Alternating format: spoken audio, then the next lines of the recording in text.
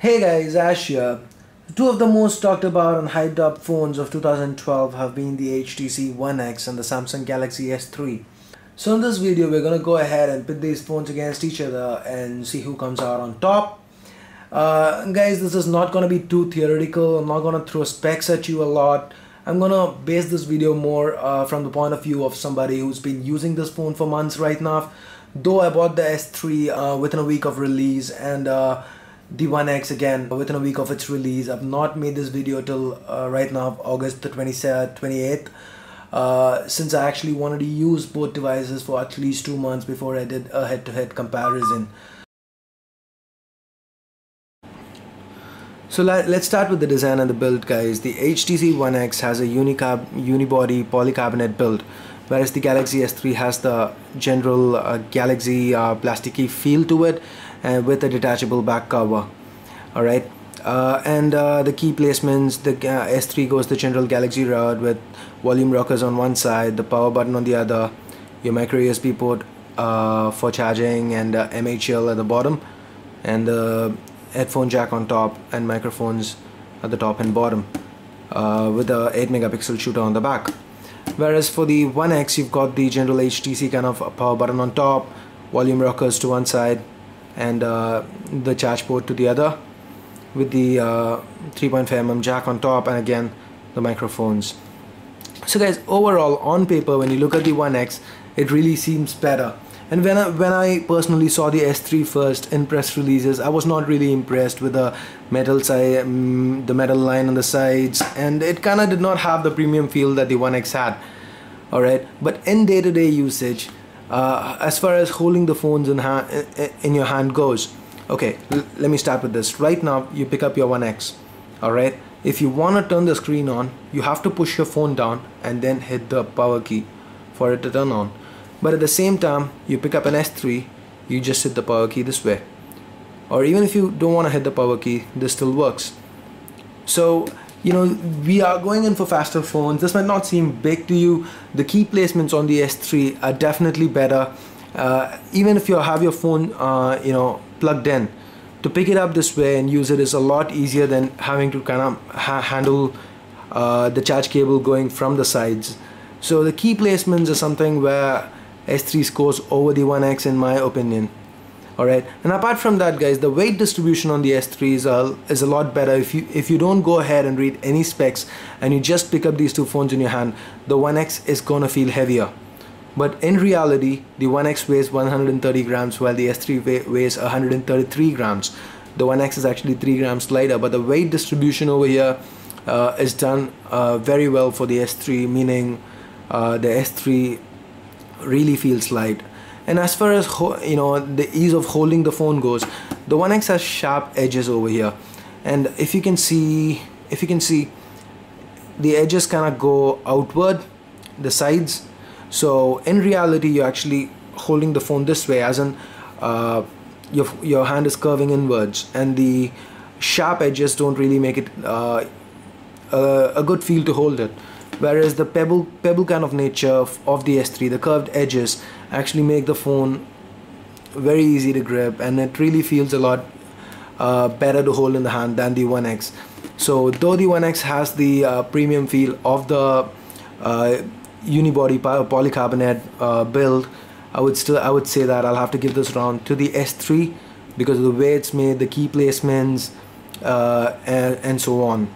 So first round, design, S3.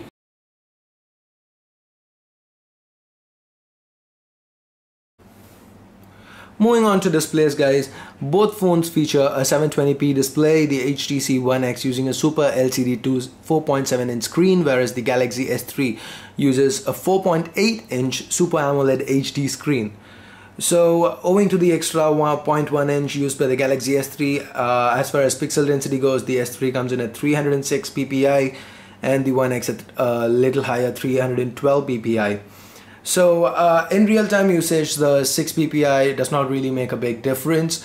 So now actually moving on to the Super AMOLED HD of the Galaxy S3. The Super AMOLED HD screen uses a pentile matrix, which means that for every pixel there are only 2 subpixels. whereas the Super LCD 2 of the HTC One X uses the full RGB display, which means every pixel has 3 subpixels, red, green and blue. This in theory means that the HTC One X is a superior display. But in real day-to-day usage, guys, you really do not note much. The Galaxy S3 is very sharp and clear. You really don't notice much difference. But then again, the Super LCD 2 screen is a lot more brighter than a Super AMOLED HD, which means in sunlight the HTC One X is going to be better visible. And the Super AMOLED HD of the Galaxy S3 provides you with deeper blacks than the One X. But then again, the colors are a little more oversaturated, as you guys can see. Another thing here is the viewing angles, guys. The HTC One X has brilliant viewing angles. Even at the worst possible angle, you can still see the icons without any discoloration on screen. And it's almost as if it's a demonstration phone with a paper, with a printed paper inserted, because the icons and the screen, the wallpaper and everything is so close to the surface. And there is no discoloration even at extreme angles. The S3 is no slouch either. It's got great viewing angles, but at the worst of viewing angles there is a slight hue that pops up. But then again, nobody's actually going to use their phones at these angles, so it doesn't make a difference. But overall, when it comes to the displays, I will have to give this round to the One X, owing to its higher brightness levels, lesser saturation, better viewing angles, and just how freaking amazing this display is.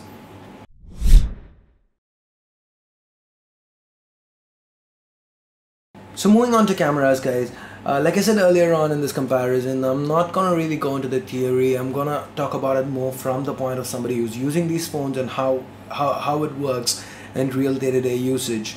So, to give you a little bit of theory, both these cameras are a little bit similar. Both of them are 8 megapixel shooters, capable of shooting video and taking photos simultaneously.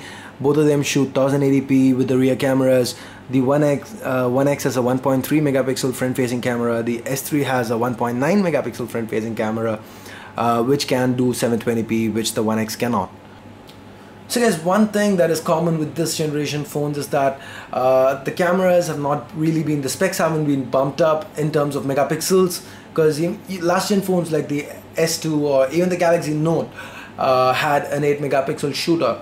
But this gen phones still continue with the 8 megapixel shooter, but what the manufacturers have done is they've really increased the speed of the cameras, the shutter lag is very little to non-existent. It's more about capturing the moment as quick as possible when you need to. Alright, so I'm really not gonna get into theory like the One X really shoots 1080p videos with 24 frames per second, whereas the S3 does it with 30 frames per second. Yes, 30 frames per second means there is a marginal increase in quality. But then again, if you really wanted great quality, you would not be using your phone's camera in the first place. What I'm gonna show you guys here is how quick you can get your phone out of your pockets and start shooting videos, and that is what I'm gonna base this round on. Alright, so the first thing over here is if I wanted to shoot a video. Alright, most of us these days are a little paranoid. We use number locks, we use pattern locks for our devices. So this is where I really like the HTC. So if I want to shoot a video, I take the HTC out and all I do is I just grab the camera and it opens up. Though I have a pattern lock set, it will not ask for my pattern right away. And I just need to tap once and the video starts shooting. Now once I'm done, it's done. Your security is not compromised either, because if you go in to review the video, it's going to ask you for a pattern. But with the S3, it's different. I turn my phone on and I drag the camera in. It's going to ask me for a code. So this means I'm losing a little bit of time over here. And then inside too, once the camera is up, you cannot start shooting videos directly. It's going to go in by default to the photos, and then you need to tap here once or drag it to change to video and then start shooting. So this means that when the focus is on taking videos or capturing pictures immediately, the S3 actually takes a few seconds more than the One X to get its camera started up and running. And when it comes to low light pictures, the HTC One X shoots better pictures than the Galaxy S3. So low light situations are something we are likely to encounter in our day-to-day usage. And again, this is an area where the One X goes over the S3. Alright, one more thing here when it comes to shooting videos is with the Galaxy, with both phones you can turn your camera's flash on while shooting videos, but with the Galaxy S3 you need to decide whether you need a flash beforehand. So if I start shooting a video and my flash is on, I cannot turn my flash off till I'm done shooting the video, and vice versa. If I started without the flash, I cannot turn it on until I am done shooting this particular video and I start shooting another one. But with the HTC One X, I start shooting a video, no flash on, I can just turn flash on right away. So again, this is an area where I feel the One X scores over the S3. So this round for cameras and shooting videos, I'm gonna go ahead and give it to the HTC One X. So One X, cameras and photos.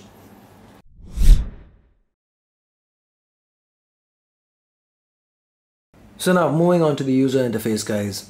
Both the phones run Ice Cream Sandwich out of the box. HTC One X comes with Sense 4.0, which has recently been upgraded to 4.1, and the Galaxy S3 comes with TouchWiz UX. So first off, let's look at Sense 4.0. Guys, for years people have complained about the Sense UI being battery hogging, resource intensive, and so on. But right now, HTC has listened to the users, and Sense 4.0 or 4.1 is very minimalistic. Yes, you have some fancy cubic transitions.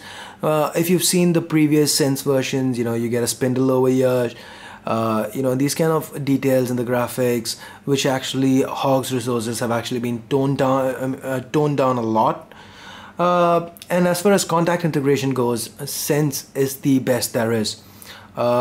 When you sync your contacts, when you sync multiple contacts like Facebook, Twitter and Google, they get detected automatically and they pop up over here as link contacts. Tap on it and it takes you to a page where you can just link contacts in one tap. All the contacts will be listed over there. But whereas with the S3, for contact integration, you need to go into the contact, open the contact, edit and go to join, and it will give you some suggestions, but they are not very accurate, and you need to manually scroll and find the corresponding Twitter or Facebook contact and link it. It's a pain, guys. So contact integration is one thing that the One X nails perfectly. Alright, but then again, the One X lacks the quick toggles that are found in the S3, and that is a little bit of a chore here. You need to go into settings to turn on Wi-Fi or mobile networks and so on. Yes, you can add a widget, but then again, it is missing from the notification bar. And the S3 even supports adjusting brightness from the notification bar, which is a real welcome addition. You do not get inbuilt file explorer the way S3's TouchWiz UX gives you. It gives you My Files. Then again, there are a lot of replacement apps for those like ES File Explorer or Astro File Manager from the market, but it does not come with right out of the box.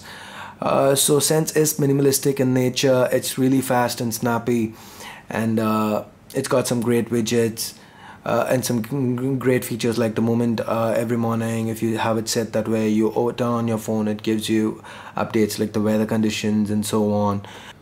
Another thing about Sense here, guys, with the One X, you've got these three capacitive buttons over here: the back, the home, and the open apps button.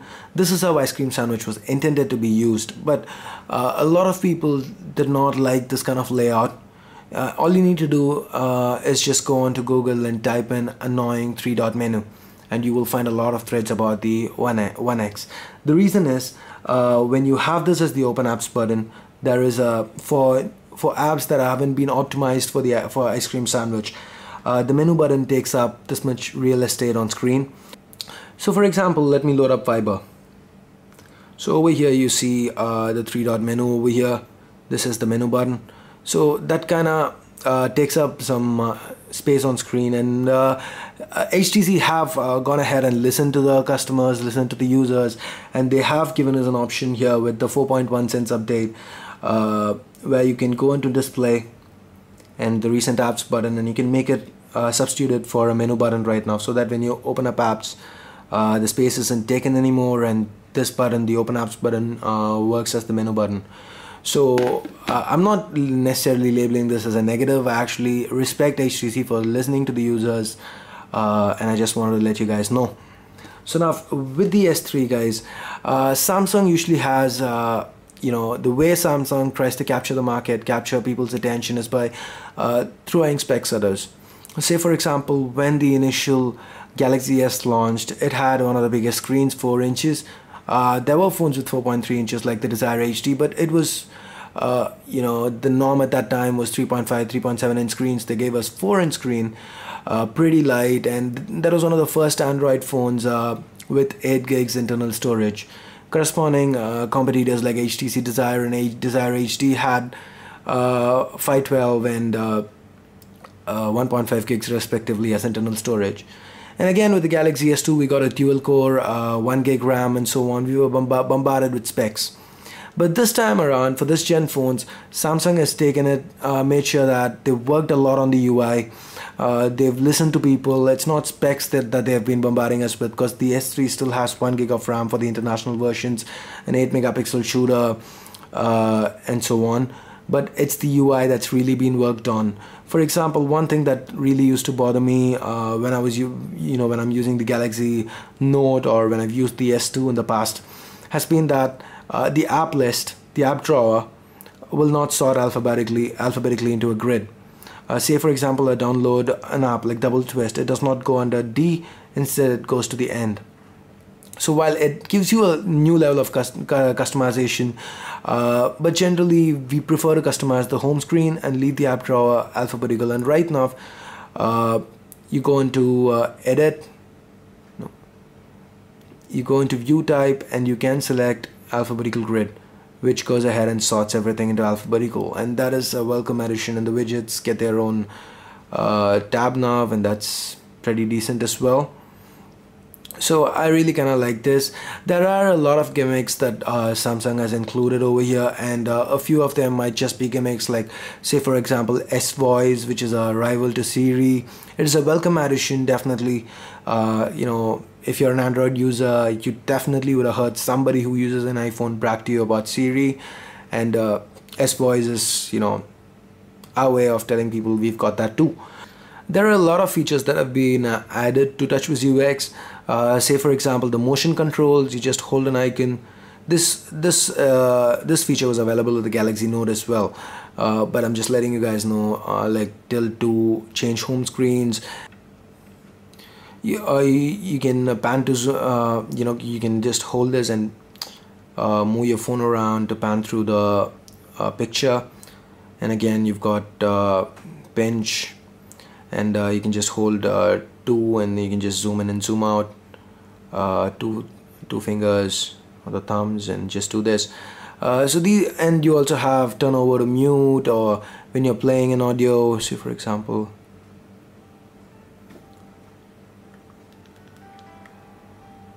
putting your hand on top just goes ahead and mutes the volume.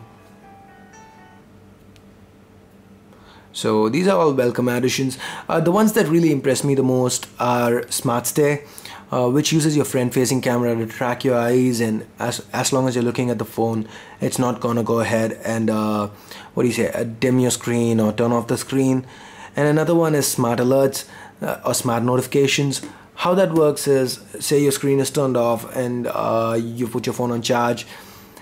You miss a call, or you get a text message. When you pick up the phone actually vibrates a bit, and it vibrates for a second. So you know that there's some notification that you have to check, and that's a real that comes really handy in day-to-day usage. And you also have a notification light over here, which is again a welcome addition. And another thing is direct calls. Say for example you have a contact open, or you're messaging somebody and you just need to call them. All you need to do is just pick up your phone and put it to your ear, and it dials the number directly. So these kind of little things that Samsung has done, attention to detail really impresses me, and that is why, though Sense has better contact integration, I'm gonna have to go with the Samsung Galaxy S3 for this round as the clear winner when it comes to user interface.